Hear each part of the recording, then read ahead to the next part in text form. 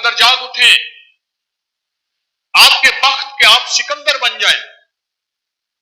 آپ کا لباس، آپ کی سواری، آپ کا رزق وسیع ہو جائے،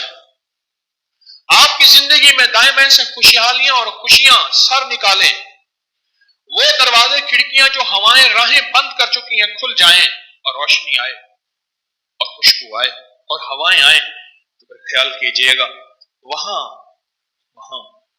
اپنی حفاظت اور تحفظ کا نظام بہت سوچ سمجھ کے کیجئے، حفاظت تحفظ کا نظام بہت سوچ سمجھ کے کیجئے۔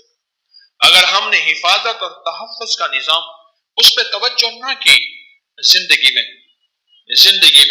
خوشیوں کے ساتھ کچھ بچھو ڈس لیں گے، کوئی سانپ کاٹ لیں گے، کچھ چیزیں ہمیں اور ہمارے خوشیوں اور ہماری مسکراہٹیں ہم سے چھین لیں گے، پھر ساری زندگی سسکتے گزرتے اور سسکتی موت کے ساتھ اور خاموش کفن کے ساتھ خاموش قبر میں چلے جائیں گے، اور ہماری قبر کو کوئی مڑ کے ہی نہیں دیکھے گا۔ یہ میں آپ کو کہہ رہا ہوں کہ کالی مرچ لے لے، کلونجی لے لے، کالے ماش لے لے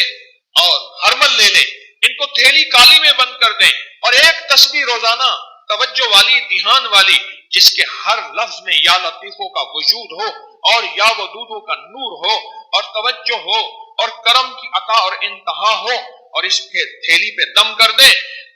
اور سفر زندگی کا رواں دواں رکھیں۔ یہ ایک تسبیح توجہ، دھیان، درد، سوچ، اڑھن والی صرف ایک تسبیح، ایک تسبیح کو ہم نے وقت دینا ہے، وقت دینا ہے، وقت دینا ہے، ایک تسبیح کو وقت دینا ہے۔ بس یہ ایک تسبیح، ایسی تسبیح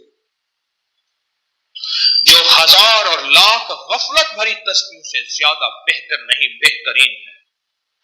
اپنی ذات کو سامنے نہ رکھنا، سارے عالم کو سامنے رکھنا۔ کچہریاں ہیں، ایوان ہیں، چھاونیاں ہیں، بازار ہیں، دیوار ہیں، گھر ہیں، آنچل ہیں، ردا ہیں، لوگ ہیں، زندگی ہے، ان سب کو میں نے سامنے رکھنا ہے، اپنے بھی غیر بھی، سب کی خیر، سب کا بھلا، سب کی خیر، سب کا بھلا۔ یہ ایک تسبیح زندگی میں خوشبو، روشن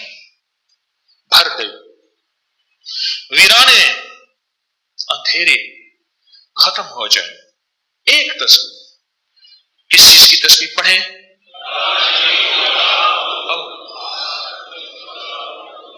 ہاں ایک تسبیح۔